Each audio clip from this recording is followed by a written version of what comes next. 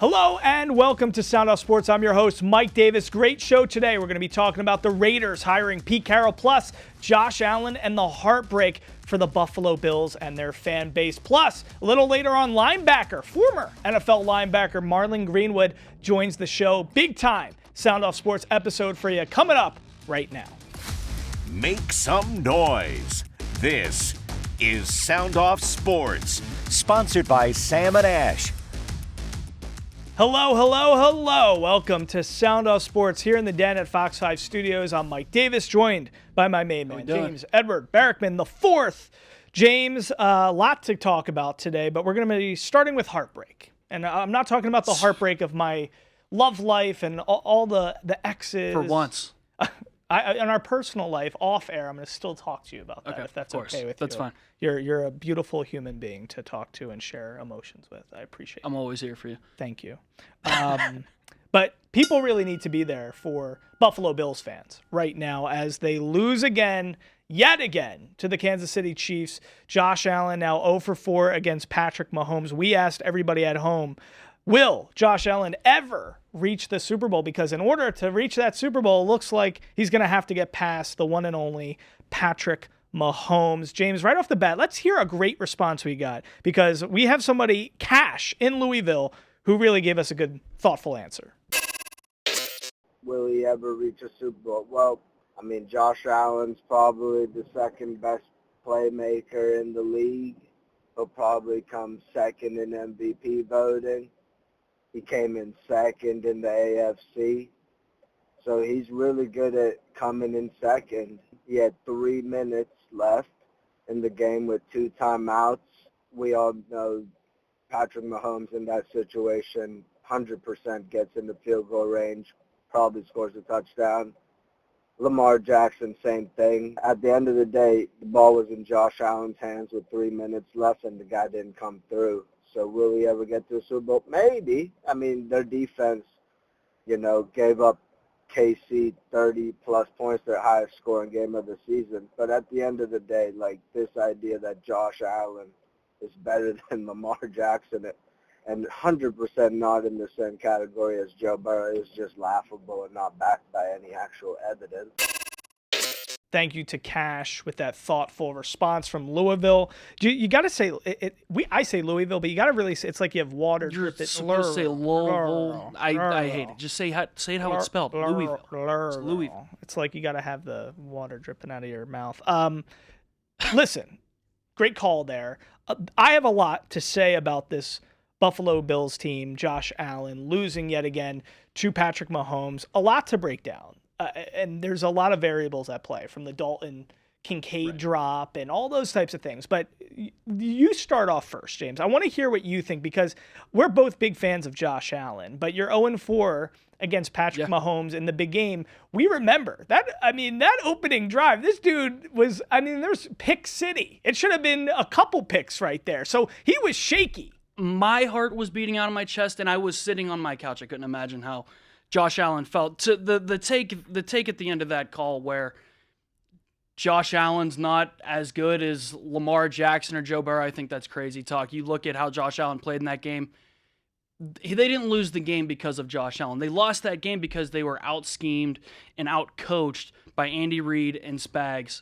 Sean McDermott, as long as he's the head coach in Buffalo, and as long as Kansas City has Andy Reid, those head-to-head matchups in the playoffs, the coaching advantage will always lean towards Kansas City. So the question here that we're asking is, will Josh Allen ever reach the Super Bowl? I mean, he's going to be 29 next season. There's still plenty of time, a lot of his prime years left.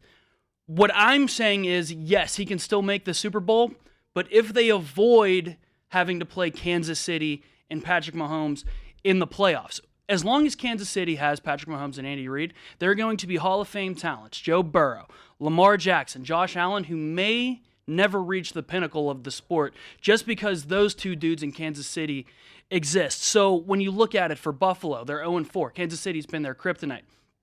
The only way I see them, as long as things stay the same as far as the coaching staff goes in Buffalo, is if they avoid having to play Kansas City. I liken it to this. I've been a Steelers fan all my life, right? They played in 3 Super Bowls during that Patriots dynasty with Ben Roethlisberger. They didn't have to play New England once during those 3 Super Bowl runs. They were 0-2 versus the Patriots in the playoffs and got dominated, it felt like, every time they played them. I'm saying it's the same sort of formula here with Buffalo, is maybe they just have to get lucky and avoid playing Kansas City if they ever want to reach the Super Bowl. And there's a lot of possibility there. We all remember how many years people had to go up against Tom Brady and the Patriots and Peyton Manning and knocking on that door consistently. But to me, this is really about one word. It's about execution, right? I mean, execution is the key component and ingredient here. This is a guy who's playing MVP football all season long, and then when you really got to make it happen on the biggest stage and you're at Arrowhead and you're away, I mean, you got to execute. And that's why it's like, to me, we saw a guy like Xavier Worthy, who we weren't so high on as being able to really be a difference maker to such an extent. He's really turned it on late in the year. Right. You just thought he was a speedster when it mattered most. Xavier Worthy executed and showed up big time. Dalton Kincaid did not. It's like James Cook did. I just think it's like you see Chris Jones. You see these guys on Kansas City who are they're showing out at the right time. They make the plays when they matter the most.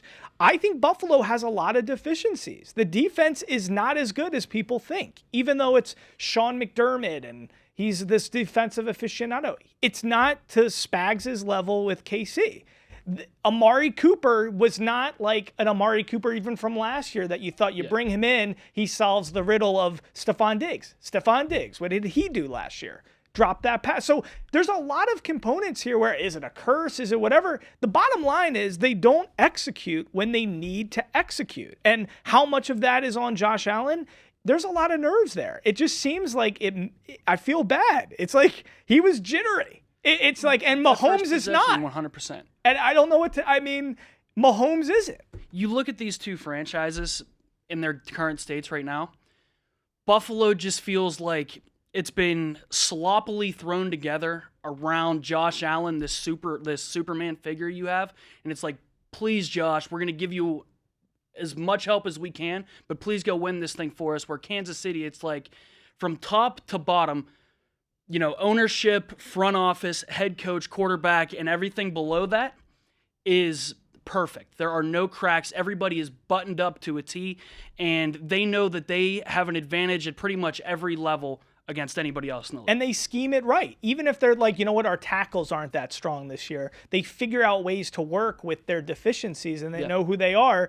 The Bills have to figure it out. It's a shame. We'll see what happens down the road. Coming up after a short break, we're going to be talking to the one, the only Marlon Greenwood, a former linebacker with the Dolphins, the Texans. He's got a lot of great insight. He joins me in the studio next.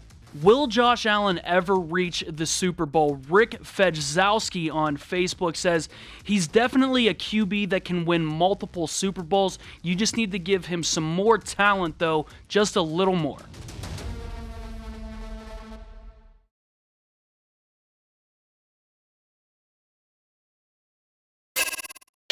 All right, welcome back to the Den here at Fox 5 Studios. Mike Davis here, joined by one of my favorite guys in the community, Marlon Greenwood. Marlon, we go way back, you and I. We've sung Jamaican music, Bob Marley stuff on stage. You've put me through drills on live TV. You remember all this stuff. Yeah, I remember that. Yeah, those are definitely some awesome times, and I really appreciate your support during that time, and it was fun. Yeah. We're going to be talking about MG52, all the great stuff you do. But this is a guy, he's from Kingston, Jamaica, grew up in Freeport, New York, went to Syracuse, played for the Dolphins, played for the Texans. He sacked Tom Brady in college. We always talk about how you took down Tom Brady. But I want to clarify something. So in your career history, you also had a stint with the Raiders. But what was that stint? That was, when I was a free agent in 2009, and it was then you were just waiting. My agent, there was a few teams that came up. My agent was like waiting, and finally, like it was like halfway through training camp. Training camp is normally once the preseason game started. So, went there. They had a few guys that got hurt. couple of the key guys, like starters and stuff. So I went there. Actually, one of the linebackers I heard tried out with Derek Brooks the same time. Oh, wow. So they signed me over that. Though I didn't know that till way later. So I mean, years later, someone, because we came in at a different time. But yeah, when I went there, picked up defense fast. Defensive coordinator like what he saw, but then they ended with like a numbers game. The guys that were hurt, all of a sudden got better. Gotcha. What time? So it was just a timing. It was just a timing thing. So that's what happened there. Well, even from that short stint with the Raiders, I mean, you signed 2 big contracts in the NFL. Mm-hmm. You know what it takes to be successful in the NFL. Getting a little glimpse and your feet wet with the Raiders organization and this franchise. Tell us a little bit about the makeup of that franchise and what you think about this Pete Carroll signing and him becoming the new head coach, because you played with, in Houston, you played with guys like D'Amico Ryans, who's now a head coach and a great leader of men. So tell us a little bit about what you saw from the Raiders brass and why you think Pete Carroll will be a good coach or perhaps not. Definitely Pete Carroll has shown that he could go to the Super Bowl. And he's been coaching a while, so he has a lot of experience. One of the things, though, but you definitely have to have talent, though. You definitely need a lot of skill positions within the key areas. And I think, this year I know losing Josh Jacobs, that was tough for us. The running back, and also not having a consistent quarterback. So those 2 areas I hope will get fixed. And I think everything else you can build from there. I think if you have a good quarterback and good running back, because if you have a good quarterback and not a good running back, then the defense, you become predictable. They know that you could only throw. Yeah, but if you have a 1-2 punch, they don't. You kind of get the defense off on their heels a little bit, where you can mix up, and that's when the offensive game plan becomes very effective. 100%, and we've seen it. It's proof in the pudding this year. We saw what Josh Jacobs did for Green Bay. We're seeing right now what Saquon's doing for Philadelphia, what Derrick Henry did for Baltimore. So to listen to the full interview with Marlon Greenwood, go to our YouTube page, Silver State Sports and Entertainment.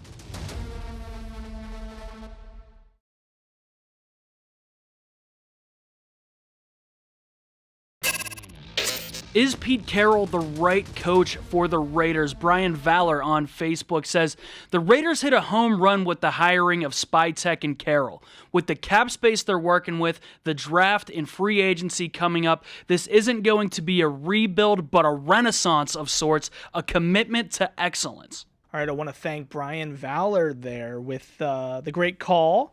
Renaissance. I like hearing that. A Raiders renaissance. I was likening the hire on Sin City Beat earlier to these are learned, remarkable adult figures. That's what they need. Speaking of Renaissance, I was saying, they're like Marcus Aurelius. These are guys that are learned. They know this stuff. These are proven commodities who can clean up a situation. I gave it an A grade on Sin City Beat. I'm obsessed with Pete Carroll. I've always been. I like everything about him. I like his enthusiasm. I like his energy. I like the way that players gravitate towards him. I like the way that he's competitive with himself. He's heartfelt. He lives and breathes off competitiveness. I think it's a tremendous hire. And the last thing I'll say is John Spytek was tremendous in this presser. I mean, he was one of the most impressive general manager types I've ever seen, because to me, and listen, we're going to be talking about in the D block how much you can really glean and take away from a press conference. I'm a big believer in first impressions. There's a lot of GMs out there, we know they're a little bit more analytical, they're a little bit more quirky. The cohesiveness between Carroll and Spytek is going to be paramount for this organization. The way that they were feeding off of each other, they were gracious with one another, they were complimenting and each other in this presser. It's going to be a special thing. Spytek is proven as well. He's a great evaluator of talent. He knows what scouting is like. These are two guys that love football. They know the type of individual they're looking to be in this locker room. That's what we need. Let's not get caught up on timelines. The fact that Pete Carroll's 73, it all doesn't matter. How can you not? You need to clean this up ASAP. There is no time. We haven't had a guy last even a year or two. We need to. So the bar is that low. It is. The bar is that low. Right? Okay. You gotta look. That's all I'm asking. Right? I mean, Okay. don't you gotta look yourself in the mirror and be like, listen, this has not been good. We need an adult to show up and take us from here to there. That's what this is. If he can do something similar to like a Harbaugh effect, which I believe is going to be the case, that's what's going to happen. And then that's going to set us up for great stuff. Can they win a Super Bowl while he's the coach and all this stuff? A lot of things have to come into play. If Shador Sanders becomes a Raider and he's as good as Jaden Daniels year one, maybe. Who knows? The problem and the point of the whole matter is you got to look in the mirror. You got to be honest with who you are as an organization, the shortcomings, all those things that have happened in the recent memory. You got to get from here to there. There's a lot of guys who, I don't even know if a Ben Johnson could do that for you. He's never been a head coach. So you got to get somebody who's a proven commodity, who's a leader of men, who knows what it's like to run an organization like a CEO from top to bottom to top. And that's what Pete Carroll can do. My question is, and I know we don't want to focus on the age here, but how can you not? A guy who's 73 on a 3-year deal with, incentives to make it 4, how much can you really accomplish in that window with a guy who's 73? Because to me, it looks like you hired a guy, and if this is the case, that's okay, but it looks like you hired a guy who is just going to come in here and clean things up and try to set it up for the next head coach. And if that's the case, this hire is only a success if you nail the next hire. And that's my problem with the whole thing. It feels like you're wasting time a little bit, pushing the actual goal down the road, which is okay as long as we're acknowledging that is actually the case, that we're just trying to build a foundation here so that the next guy can take it over the top. Let me give you an analogy. Let's say I wanted to go out with Gisele Bündchen. Okay. There's a lot of things I got to clean up before I can get even in the vicinity of thinking I can be on a date with Gisele Bündchen, right? Maybe it would be abs. Maybe I need to get abs. Maybe I need to become a millionaire. There's a lot of different things that come to play. For me to just assume that the situation currently is good enough for Gisele and to not look in the mirror and say, I got to clean this S up. That's a healthy attitude to know where you're at. So I'm okay with that as long as we're acknowledging that this is what we're doing. So for the Raiders to think like, oh, we're in a division with Sean Payton, Andy Reid, and Jim Harbaugh. We got to face Patrick Mahomes twice a year. We got to face Justin Herbert twice a year. Now we got Bo Nix to deal with. I mean, for them to just think like Ben Johnson you got to get some stuff going in the right direction. Maybe let's revisit going on a date with Gisele Bündchen after we clean this crap up. I'm okay with that as long as we're acknowledging that this is what the goal is. This is what we would consider a success for Pete Carroll. I've said this how many times in the office talking about it. The Raiders need their Pete Carroll, or rather, the Raiders need their Barry Odom, trying to make this similar to UNLV. What did Barry Odom do for UNLV? He came in and got this program up off the mat and made them nationally relevant and attractive enough for a guy like Dan Mullen to come in, who's been all over the place, Florida, Mississippi, big-time SEC jobs, to want to come to Vegas to coach college football. So if Pete Carroll can get this thing up off the mat like Barry Odom did for UNLV so that the next young hotshot coordinator can come in after him and take over a good situation and take it to the moon, I think that's what we have to be doing here. The best case scenario. I think that's probably the best case scenario. I'm not as defeatist. You never know. Pete Carroll could make magic happen. James, let's hear a response from somebody at home because I want people at home to be able to weigh in on this issue. I think it's a great hire that we hired Coach Pete Carroll. He's a proven winner, Super Bowl winner. He should have won 2. And it's going to take a little time for him to get a team, coaching staff, players together. Just trust the process. knowing that with the other great coaches in the AFC West, we know that the Raiders will not be outcoached. So let's fill a stadium up with Raider fans next season. Show some support to the new coach. Love that call right there. Total agreement from me. We'll be right back after a short break. Is Pete Carroll the right guy for the Raiders? Deborah Radford on Facebook says, my thoughts are regarding Carroll's first less than impressive press conference. He's a teacher. A teacher? And he's going to teach Spy Tech, the glorified player personnel recruiter hired as the Raiders' new GM. Once again, bad hires, desperate hires. Honestly, though, I'm commenting and I'm far from a Raiders fan. You asked, and I felt compelled to answer.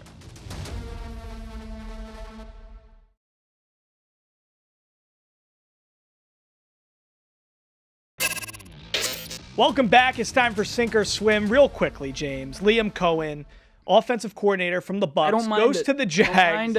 He's now the head coach. Everybody's talking on social media about that moment. Can you do the moment for us? Duval. The ick. It's the ick for all Jags fans. You do it better than I do. You've been practicing this. I've been doing it way too much, honestly. How do you get the ick before you even step on the sideline?